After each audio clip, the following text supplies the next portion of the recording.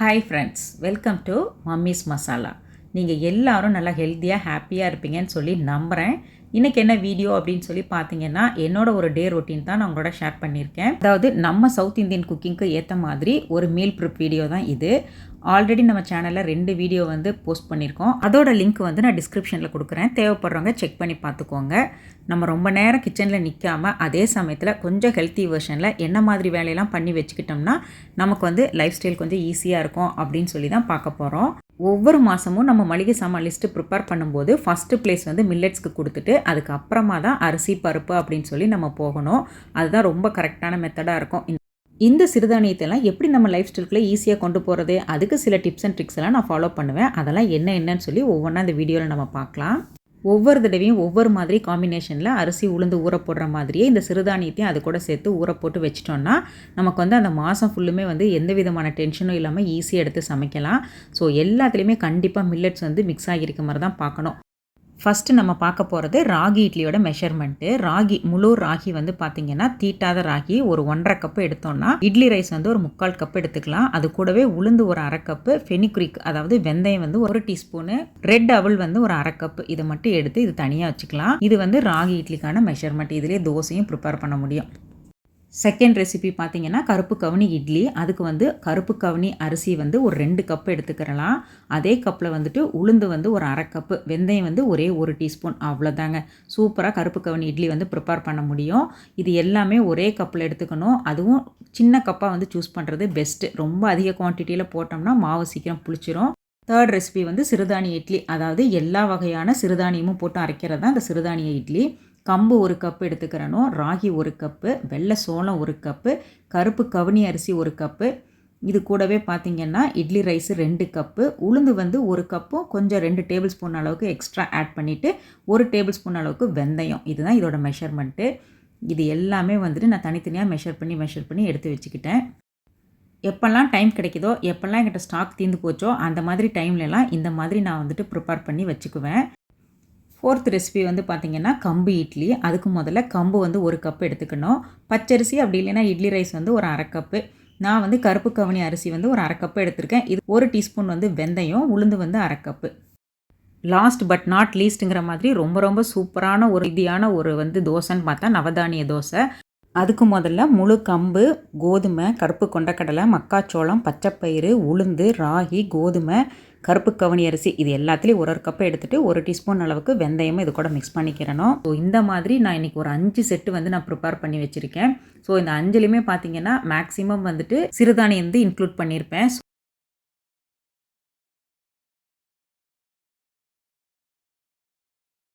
So இந்த மாதிரி நான் ப்ரிப்பேர் பண்ணி எடுத்து வச்சுட்டு அது தனித்தனியாக பேக் பண்ணி வச்சுக்கிறணும். இது மாதிரி ஏன் நம்ம பண்ணி வைக்கணும் அப்படின்னு சொன்னாக்க, ஒரு டைம் என்ன செய்வோன்னா ஃபஸ்ட்டில் ஆர்வமாக செய்வோம். அதுக்கப்புறம் என்ன பண்ணுவோன்னா இதே மாதிரி திருப்பி நம்ம ஒவ்வொரு தடவையும் மெஷர் பண்ணி ஊற வைக்கிறதுக்கு சோம்பேறித்தனப்படுவோம். சிறுதானியத்தை பொறுத்த வரைக்கும் நம்ம வெள்ளை மாவு அளவுக்கு ரொம்ப அரைச்சி 1 வீக் 10 டேஸ் எல்லாம் வைக்க முடியாது. ஏன்னா சீக்கிரமாக இது புளிச்சு போகும். ஸோ அதனால் கொஞ்சம் குவான்டிட்டியில் தான் நம்ம அரைக்கணும். அது ஒவ்வொரு தடவையும் நம்ம 2 டேஸ் ஒன்ஸோ இல்லை ஒரு நாள் விட்டு ஒரு நாளோ நம்ம ஊற வைக்கும்போது ரொம்ப சிரமப்படுவோம். கொஞ்ச நாள் போக போக அதுக்கப்புறம் நமக்கே ஒரு மாதிரி போர் அடிச்சிரும். அப்புறம் அப்படியே அந்த பழக்கத்தையும் மறந்து போயிடுவோம். ஸோ இதெல்லாம் அவாய்ட் பண்ணுறதுக்கு எப்போல்லாம் நமக்கு கொஞ்சம் ஃப்ரீ டைம் கிடைக்குதோ ஒரு 10-15 நிமிஷம் கூட பிடிக்காது, பசங்கள்கிட்ட கொடுத்தா கூட போதும். அழகாக மெஷர் பண்ணி அழகாக அந்த லிஸ்ட்டை பார்த்து எடுத்து பேக் பண்ணி நேமோட கொண்டு கொடுத்துருவாங்க. நமக்கு போர் அடிக்குதுன்னு பசங்கள்லாம் வீட்டில் கொஞ்சம் புலம்பிக்கிட்டு இருக்கும்போது இந்த மாதிரி குட்டி குட்டி வீட்டு ஒர்க்கெல்லாம் அவங்கள இன்க்ளூட் பண்ணி செய்ய சொல்லும்போது பார்த்திங்கன்னா அவங்களுக்கு நமக்கும் உள்ள பாண்டிங் ரொம்ப சூப்பராக இருக்கும். அதே சமயத்தில் அவங்க ரொம்ப ஆர்வமாக செய்வாங்க. பற்றின அதிகமாக கொஸ்டினும் நம்மக்கிட்ட பண்ணுவாங்க. இது என்ன ஏது அப்படிங்கிற மாதிரி இதெல்லாம் நம்ம செஞ்சு பார்க்கும்போது ரொம்பவே அந்த ஃபீல் சூப்பராக இருக்கும். இந்த மாதிரி சிறுதானிய பேக்கெட்ஸ் எல்லாம் நம்ம ப்ரிப்பேர் பண்ணி வைக்கிறதுனால என்ன ஒரு அட்வான்டேஜஸ் பார்த்தீங்கன்னா, ஒரே டிஷ் அடுத்தடுத்து ரிப்பீட் ஆகாது. புதுசாக அடுத்தடுத்து ரொட்டேஷனில் டிஃப்ரெண்ட்டாக டிஷ்ஷஸ் நம்மளால் சமைக்க முடியும்.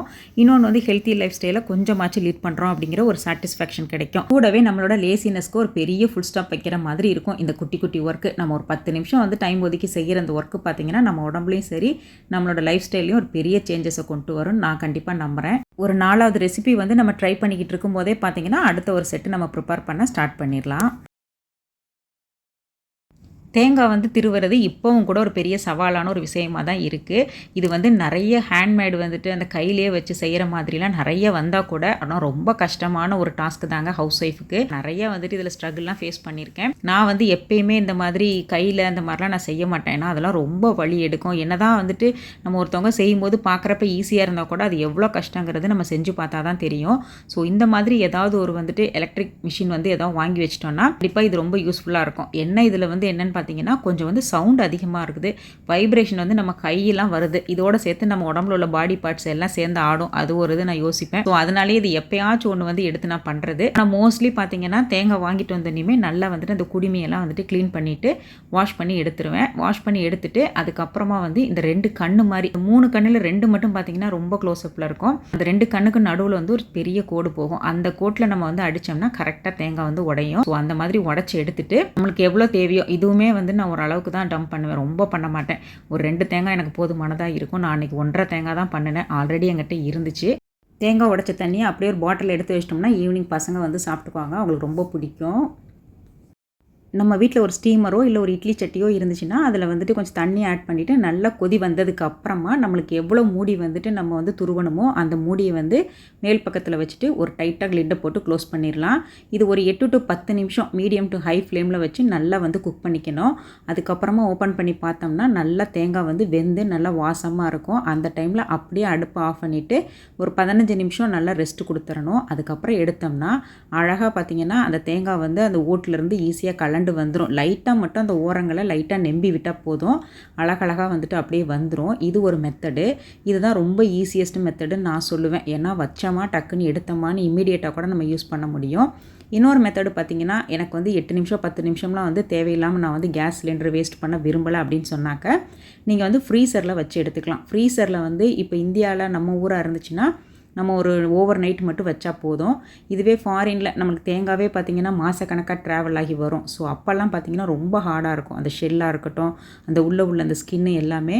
ஸோ அந்த மாதிரி டைமில் வந்து எக்ஸ்ட்ரா ஒரு டே ஒரு நைட்டு 24 ஹவர்ஸ் வந்து கண்டிப்பாக ஒரு ஃப்ரீசரில் வச்சுட்டு அதுக்கப்புறமா அழகாக வந்து கலண்டு வந்துடும். அப்புறமா நம்ம ஈஸியாக வந்து பீல் பண்ணிவிட்டு மிக்சியில் குட்டி குட்டி பீசஸாக கட் பண்ணி போட்டு மிக்சியில் பல்ஸ் மோடில் கொஞ்சம் கொஞ்சமாக விட்டு விட்டு அரைச்சி எடுத்தோம்னா நல்லா தேங்காய் வந்து பூவாக அழகாக வந்துடும். சூப்பராக எடுத்து ஸ்டோர் பண்ணிக்கலாம். இது ஒரு மெத்தடு.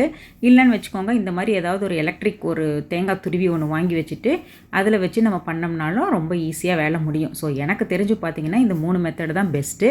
அதுலேயும் எனக்கு இந்த ஸ்டீம் பண்ணுற மெத்தட் ரொம்பவே ஈஸியாக இருக்கும். அதுக்கப்புறம் வந்து நான் மெஷினில் பண்ணுறது ஃப்ரீசரில் வைக்கிற அளவுக்குலாம் நமக்கு பொறுமை கிடையாது. ஸோ அதுவுமே ட்ரை பண்ணி பார்க்கலாம். அதுவும் நல்லா தான் ஒர்க் அவுட் ஆகும். ட்ரை பண்ணியிருக்கேன் நான். இப்போ பாருங்களேன் தேங்காய் எந்த அளவுக்கு சூப்பராக வந்துட்டு அப்படியே நைஸாக பூவாக உதிர்ந்து வந்துருச்சுன்னு சொல்லிட்டு அந்த பிளாக் கலர்லாம் இல்லாமல் பார்க்கும்போதே ஒயிட்டாக நல்லா பியூராக இருக்கும். இது வந்து சமையலுக்கும் சரி ஒரு ஸ்வீட் செய்யவும் சரி எல்லாத்துக்குமே வந்துட்டு சூப்பராக இருக்கும். டேஸ்ட்டும் நல்லாயிருக்கும். ஏன்னா அந்த பிளாக்கோடு நம்ம போட்டோம்னா டேஸ்ட்டு சமயத்தில் கொஞ்சம் மாறுறதுக்கு வாய்ப்பு இருக்குது. தேங்காய் சட்னிலாம் அரைச்சோம்னா நல்லா வெள்ளை வெளியேறுன்னு சூப்பராக இருக்கும்.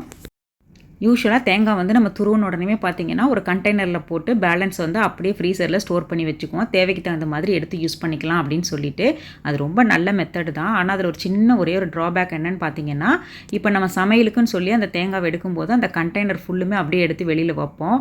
அது வந்து பார்த்திங்கன்னா ரூம் டெம்பரேச்சருக்கு வர்றதுக்கு ரொம்ப டைம் எடுக்கும். ஏன்னா அதோட குவான்டிட்டி வந்து ஜாஸ்தி. கொஞ்சம் கொஞ்சமாக தான் அது டீஃப்ராஸ்ட் ஆகும். அதுக்குள்ளே நமக்கு சமையலுக்கு அவசரமாக தேவைப்படும். நம்ம என்ன செய்வோம், ரொம்ப கஷ்டப்பட்டு ஒரு ஃபோர்க்கோ ஒரு ஸ்பூனோ வச்சு மேலேருந்து எடுத்துக்கிட்டு இருப்போம். ஸோ அது வந்து பார்த்திங்கன்னா தேவையில்லாமல் நம்மளுக்கு வந்துட்டு ஒரு ஸ்ட்ரெஸ்ஸை தான் க்ரியேட் பண்ணும். அப்படி இல்லை அப்படியே வந்துட்டு கொஞ்சம் கூலிங்கோடய எடுத்து நம்ம அரைச்சா கூட மிக்சியில் வந்து சரியாக அரைப்படாது, கொஞ்சம் எண்ணெய் கசிஞ்ச மாதிரி ஆயிரும். அதை அவாய்ட் பண்ணுறதுக்கு சம்டைம்ஸ் ஹாட் வாட்டர் வச்சுலாம் ஊற்றி அதுக்கப்புறம் அரைச்சிக்கிட்டு இருப்போம். ஸோ இது எல்லாத்தையுமே அவாய்ட் பண்ணி அதை சமைக்கிற டைமில் டென்ஷன் இல்லாமல் சமைக்கிறதுக்கு இந்த மாதிரி கோகோனட் க்யூப்ஸ் வந்து ரொம்ப ஹெல்ப்ஃபுல்லாக இருக்கும். ஏன்னு கேட்டிங்கன்னா இது வந்து குவான்டிட்டி அளவுக்கு ரொம்ப சின்ன சைஸாக இருக்கிறதுனால நமக்கு தேவைக்கு தகுந்த அளவுக்கு மட்டும் எடுத்து நம்ம யூஸ் பண்ணிக்கிடுவோம். ஸோ அது வந்து பார்த்திங்கன்னா கொஞ்சமாக இருக்கிறனால டக்குன்னு டீஃப்ராஸ்ட் ஆயிரும், இம்மீடியட்டாக ரூம் டெம்பரேச்சருக்கு வந்துடும், நம்ம சீக்கிரமாக சமைச்சிடலாம். அதுவே வந்து பார்த்திங்கன்னா இப்போ பொரியலுக்குங்கும்போது சின்ன சின்ன க்யூப்ஸும் குழம்புக்குங்கிற போது பெரிய க்யூப்ஸும் எடுத்து யூஸ் பண்ணிக்கலாம். பிகினர்ஸ்க்கெலாம் இது ரொம்பவே வந்துட்டு ஹெல்ப்ஃபுல்லாக இருக்கும். இந்த மாதிரி ப்ரிப்பேர் பண்ணி வச்சுட்டு அதுக்கப்புறம் சமைக்கிறது. தேங்காய்லாம் அந்த கண்டெய்னர்லேருந்து அப்படியே எடுத்து நம்ம யூஸ் பண்ணுறோன்னு வச்சுக்கோங்களேன். அந்த டைமில் ஏதாவது ஒரு கால் வருது அப்படி இப்படின்னு சொல்லிட்டு ஒரு 5-10 நிமிஷம் ரூம் டெம்பரேச்சர்லேயே விட்டுட்டோன்னு வச்சுக்கோங்க, நீர் கோர்த்து அதுக்கப்புறம் ஃபங்கஸ் மாதிரி ஃபார்ம் ஆகி மற்ற எல்லா கோகோனட்டுமே வேஸ்ட் ஆகிறதுக்கு வாய்ப்பு இருக்குது. இந்த மாதிரி நம்மளோட தேவைக்கு தகுந்த மாதிரி கோகோனட் க்யூப்ஸ் எடுத்து சமையலுக்கு யூஸ் பண்ணும்போது பார்த்தீங்கன்னா பேலன்ஸ் இருக்கிற அந்த க்யூப்ஸ் எல்லாமே அழகாக வந்துட்டு ரொம்ப நாளைக்கு ஷெல்ஃப் லைஃப் இன்னும் எக்ஸ்டெண்ட் ஆகி நல்லா ரொம்ப நாளைக்கு தேங்காய் வந்து ஃப்ரெஷ்ஷாகவே இருக்கும்.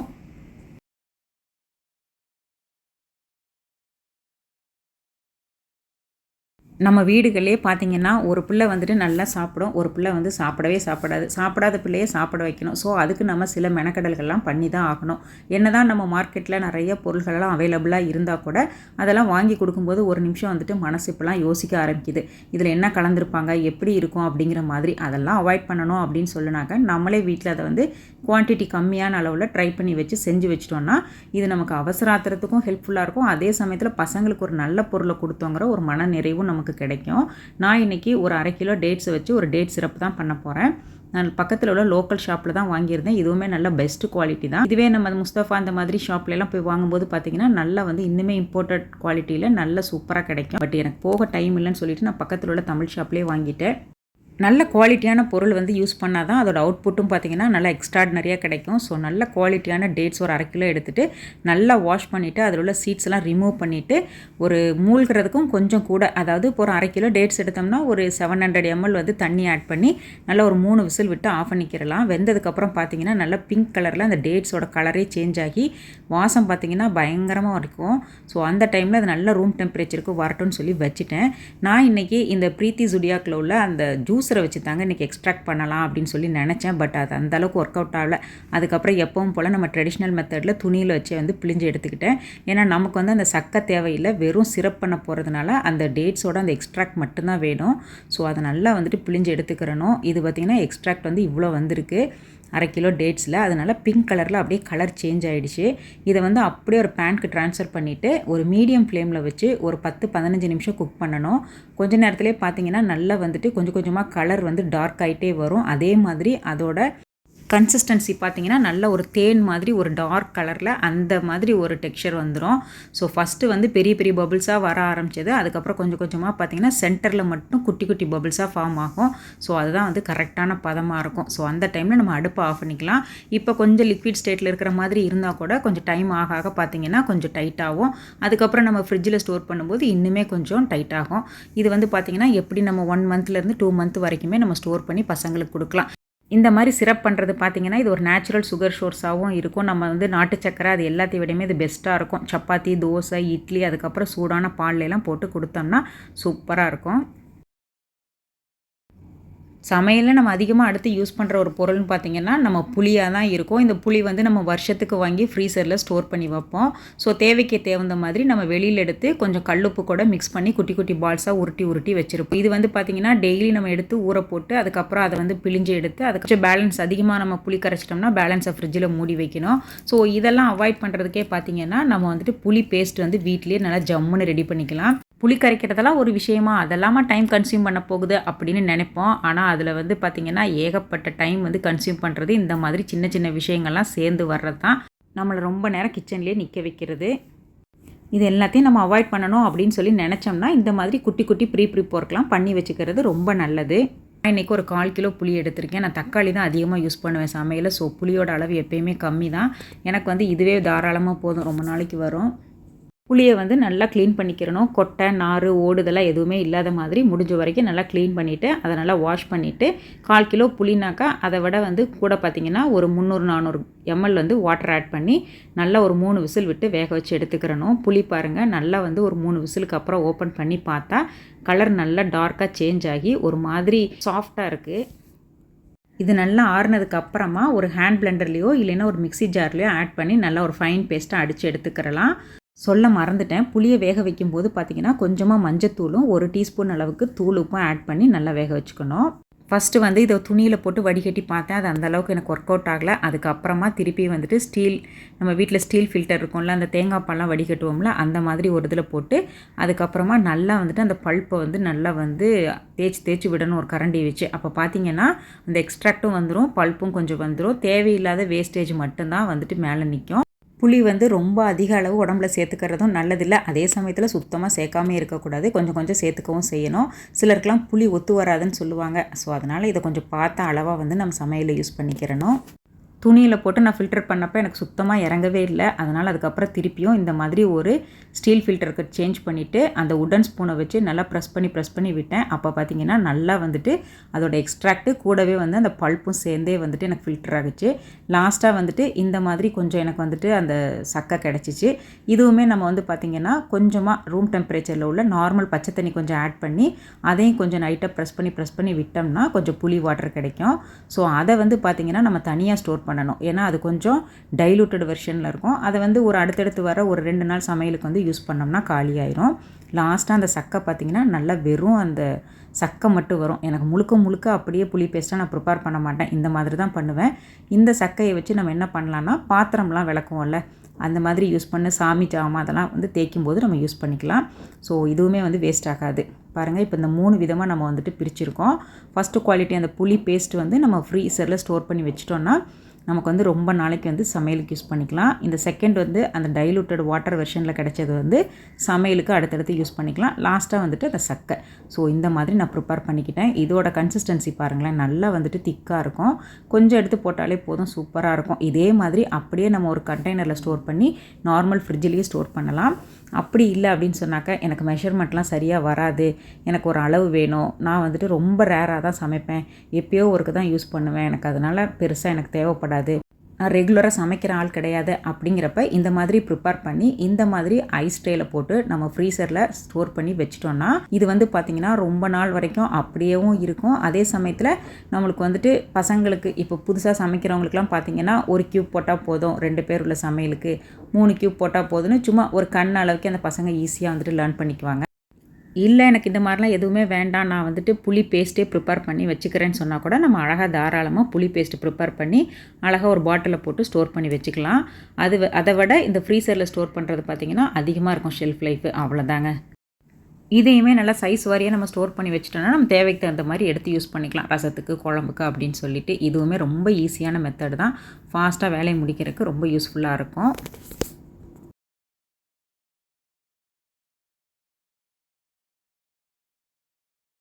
நம்ம ஹெல்த் கண்டிஷன் எப்பயுமே ஒரே மாதிரி இருக்கும் அப்படிலாம் சொல்ல முடியாது. நமக்கும் உடம்புலாம் முடியாமல் போகிற சமயத்தில் பார்த்திங்கன்னா பசங்க வந்து அதிகமாக வந்துட்டு அவுட் சைட் ஃபுட்டெல்லாம் எடுத்து பழக்கம் இருக்காது. அந்த மாதிரி டைம்லலாம் இந்த மாதிரி குட்டி ஒர்க்லாம் பண்ணணும். அதில் ஒன்று தான் பார்த்திங்கன்னா இந்த வடகம் வத்தல் இதெல்லாம் மேக் பண்ணி வைக்கிறது. பெரியவங்க வத்தல் இது மாதிரிலாம் சாப்பிடுவோம், சின்ன பிள்ளைங்களுக்கு வடகம் அந்த மாதிரிலாம் நம்மளால் முடிஞ்சது ரொம்ப சிம்பிளாக வெயிலெல்லாம் பெருசாக தேவைப்படாமல் வீட்டில் உள்ள இன்க்ரீடியண்ட்டை வச்சு செலவு பெருசாக இல்லாமல் செய்யலாம். ஸோ அந்த மாதிரி ஒரு வடகம் தான் நான் இன்றைக்கி பண்ணியிருந்தேன். அதுக்கு முதல்ல ஒரு 1/4 கப்பு மாவு ஜவ்வரிசி எடுத்து மிக்சியில் நல்லா பொடிச்சு எடுத்துக்கிறணும் ஃபைனாக. அது கூடவே பார்த்திங்கன்னா 1 கப்பு நான் வந்துட்டு இடியாப்பு மாவு தான் எடுத்திருக்கேன், அதாவது அரிசி மாவு. ஸோ 1 கப்பு அரிசி மாவுக்கு 1/4 கப்பு ஜவ்வரிசி மாவு தான் கரெக்டு. இது ரெண்டையும் எடுத்து நல்லா மிக்ஸ் பண்ணிக்கிறணும். 1 கப்பு நம்ம அரிசி மாவு எடுத்தோம்னா ஒரு 3 கப்பு தண்ணியை நல்லா வந்துட்டு சூடு பண்ணிக்கிறணும். அது கூடவே பார்த்திங்கன்னா 1 டீஸ்பூன் வந்துட்டு உப்பு, கொஞ்சமாக வந்துட்டு மிளகாத்தூள் காரத்துக்கு, கொஞ்சமாக வந்து பெருங்காயத்தூள், இது எல்லாத்தையுமே போட்டு நல்லா மிக்ஸ் பண்ணி விட்டுறணும். அந்த தண்ணி வந்து நல்லா கொதிக்கும் போது நம்ம கலந்து வச்சுருக்கிற மாவை ஆட் பண்ணணும். அந்த டைமில் அடுப்பை சிம்மில் வச்சுட்டு கொஞ்சமாக இந்த மாவுக்கும் தண்ணிக்கும் சரியாக வர்ற அளவுக்கு நல்லா கிளறி விடணும். இது வந்து பார்த்திங்கன்னா கிளறவே நல்லா வந்துட்டு கெட்டிப்பட்டுரும். நல்லா மாவு பார்த்திங்கன்னா கரண்டியோடு அப்படியே வந்துட்டு ஒரு மாதிரி ஒட்டி பிடிச்சி வரும். அந்த டைமில் நம்ம அடுப்பை ஆஃப் பண்ணிவிட்டு நல்லா லிட்டு போட்டு ஒரு 10-15 நிமிஷம் க்ளோஸ் பண்ணி வச்சிடணும். அதுக்கப்புறமா ஓப்பன் பண்ணி இன்னொரு பவுலுக்கு ட்ரான்ஸ்ஃபர் பண்ணிவிட்டு இதில் வந்து பார்த்திங்கன்னா ஒரு அரை லெமன் வந்து பிழிஞ்சு விட்டோம்னா நல்ல ஒரு புளிப்புத்தன்மை லைட்டாக இருக்கும், டேஸ்ட் நல்லா என்ஹான்ஸ் பண்ணி கொடுக்கும். இதை நல்லா கலந்து விட்டுட்டு திருப்பியும் நல்லா ரூம் டெம்பரேச்சருக்கு வர வரைக்கும் அப்படியே விட்டுறலாம். கையில் தொட்டு பார்த்தோம்னா மாவு வந்து ஒட்டக்கூடாது, அதுதான் வந்து கரெக்டான பதமாக இருக்கும். அதுக்கப்புறமா வீட்டில் உள்ள ஒரு ஒயிட் கிளாத்து, நல்லா கொஞ்சம் திக்கான கிளாத்தாக பார்த்து நம்ம போட்டுக்கிறணும். இதில் வந்து நம்ம எப்பவும் போல் ஒரு முறுக்கு அச்சில் வந்து கொஞ்சமாக எண்ணெய் தடவிட்டு இந்த மாவை கொஞ்சமாக எடுத்து முறுக்கு ஷேப்லேயோ இல்லை வந்துட்டு ஸ்ட்ரைட்டாக லைன் மாதிரியோ இல்லைனா குட்டி டாட்ஸ் எப்படி வேணுமோ நமக்கு அந்த மாதிரி வந்து நம்ம பண்ணி வச்சுக்கலாம். ஸோ இது வந்து பார்த்திங்கன்னா நல்லா வந்துட்டு ஒரு நாள் ஃபுல்லாக வந்துட்டு நம்ம ஃபேன் காற்று நல்லா ஃபாஸ்ட்டாக வந்துட்டு ஒரு டைனிங் டேபிள் இந்த மாதிரியில் வந்து விரித்து விட்டுட்டோம்னா நல்லா வந்துட்டு காஞ்சி வந்துடும். அதுக்கப்புறமா நம்ம ஒரு பிளேட்டுக்கு லைட்டாக பேக் சைடில் வந்து அந்த துணியில் தண்ணி தெளிச்சிட்டு நம்ம அந்த வடகத்தை எடுக்கலாம். அப்படி இல்லைன்னா அதுவாகவே வந்துட்டு லைட்டாக வர ஆரம்பிக்கும். ஸோ அந்த டைமில் அதை எடுத்து இன்னொரு பிளேட்டுக்கு மாற்றி கொஞ்சம் நேரம் வந்துட்டு நான் காரிடாரில் கொஞ்சம் வெயில் அடிக்கும், வெயில் மீன்ஸ் பெருசாக அடிக்காது, சும்மா மார்னிங்கில் கொஞ்சம் லைட்டாக தான் இருக்கும், அந்த நேரம் மட்டும் வச்சு எடுத்தேன். இல்லைன்னா நல்லா ஃபேன் காற்றுல ஒரு 2 நாள் வச்சாலே போதும், போதும் சூப்பராக வந்துட்டு ட்ரை ஆயிரும். அதுக்கப்புறம் எப்பவும் போல் நம்ம எண்ணெயில் பொரிச்சு எடுத்தோம்னா நல்ல வெள்ளை வெளியேறுன்னு சூப்பரான வடகை நம்ம வீட்டிலேயே ப்ரிப்பேர் பண்ணிடலாம். ஒரு அவசர ஆத்திரத்துக்கு டக்குன்னு எடுத்து பசங்களுக்கு பொரிச்சு ஒரு சாதம் வச்சு கொடுத்துடலாம். ஒரு அவசர ஆத்திரத்துக்கு தோசை மாவுக்கு அடுத்தபடியாக நமக்கு வந்துட்டு பெருசாக ஹெல்ப் பண்ணக்கூடிய இன்னொரு ஃபுட்டுன்னு பார்த்தீங்கன்னா அது ப்ரெட்டாக தான் இருக்கும். ப்ரெட் வந்து ஆல் டைம் ஃபேவரட்னே சொல்லலாம். பசங்க வந்து ஈஸியாக அழகாக சாப்பிட்டுட்டு கிளம்பிடுவாங்க. ஸோ அந்த ப்ரெட்டில் வந்துட்டு கொஞ்சமாச்சும் ஹெல்த்தியாக வந்து நம்ம ஏதாவது ஒரு ப்ரெட் ஸ்ப்ரெட் பண்ணுறதுக்கு ஏதாவது நம்ம வீட்டிலேயே ப்ரிப்பேர் பண்ணி வச்சிட்டோம்னா இன்னுமே ஹெல்த்தியாக இருக்கும். மார்க்கெட்டில் நிறைய ப்ராடக்ட்ஸ் வந்து அவைலபிளாக இருந்தால் கூட அதெல்லாம் அந்தளவுக்கு ஹெல்த்தியாக இருக்குமான்னு தெரியாது. ஸோ நம்ம இன்றைக்கி பார்த்திங்கன்னா ஒரு சூப்பரான ஏபிசி ஜாம் தான் பண்ண போகிறோம். அதாவது ஆப்பிள், பீட்ரூட், கேரட் போட்டு ஒரு சூப்பரான ஹெல்தி வெர்ஷனில் ஒரு பீட்ரூட் ஜாம் தான் பண்ண போகிறோம். அதுக்கு வந்து நான் 3 காய்கறி பழங்கள் சேர்த்தே வந்துட்டு 1 கப்பு தான் எடுத்திருக்கேன்.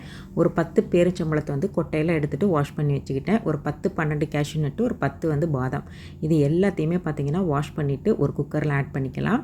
அந்த குக்கரில் வந்து இது எல்லாமே மூழ்கிற அளவுக்கு கொஞ்சம் தண்ணியை ஆட் பண்ணிவிட்டு நல்லா வந்துட்டு விசில் போட்டு ஒரு 3 விசில் மட்டும் விட்டு வேக வச்சு எடுத்துக்கிறலாம். பாருங்கள், இந்த அளவுக்கு வந்துட்டு நல்லா கலர்லாம் மாறி நல்லா வெந்து வந்திருக்கும். அப்போ அந்த தண்ணியை மட்டும் தனியாக ட்ரைன் பண்ணிவிட்டு இந்த மற்றது எல்லாத்தையுமே வந்து ஒரு மிக்ஸி ஜாரில் போட்டு ஒரு ஃபைன் பேஸ்ட்டாக அரைச்சி எடுத்துக்கிறணும்.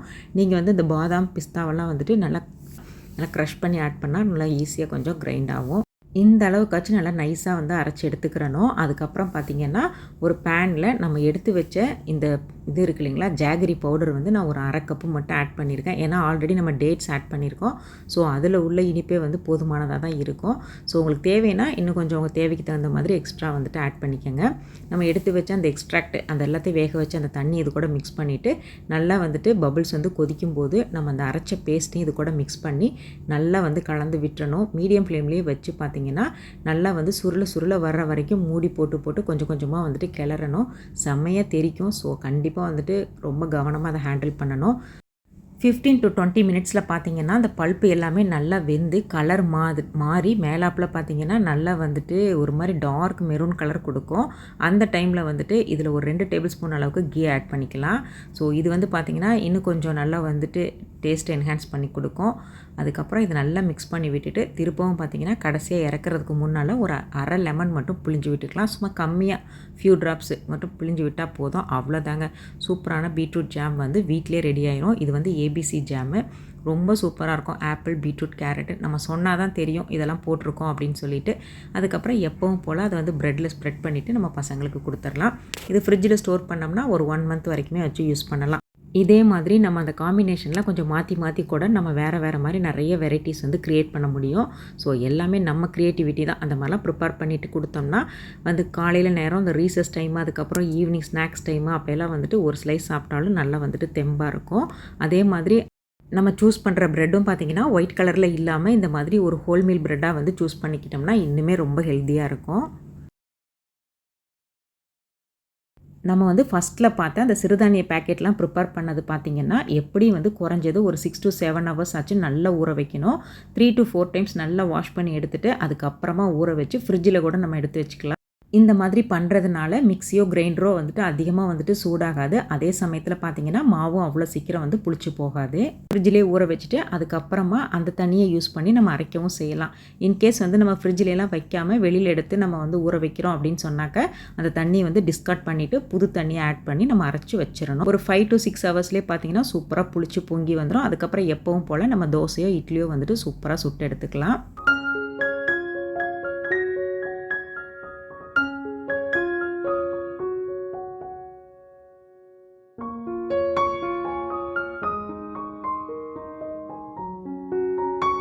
அவ்வளோதாங்க, நம்ம வந்து வீடியோவோட எண்டுக்கு வந்துட்டோம். இந்த வீடியோ வந்து உங்களுக்கு ரொம்பவே வந்து பிடிச்சிருக்கும் அப்படின்னு சொல்லி நம்புகிறேன். பிடிச்சிருந்துச்சின்னா ஒரு லைக் மட்டும் பண்ணுங்கள். நெக்ஸ்ட் வீக் இன்னொரு இன்ட்ரெஸ்டிங் லாங் வீடியோவில் வந்து உங்களை நான் மீட் பண்ணுறேன். வீடியோ உங்களுக்கு பிடிச்சிருந்துச்சின்னா சப்ஸ்கிரைப் பண்ணுங்கள். தேங்க்ஸ் ஃபார் வாட்சிங்.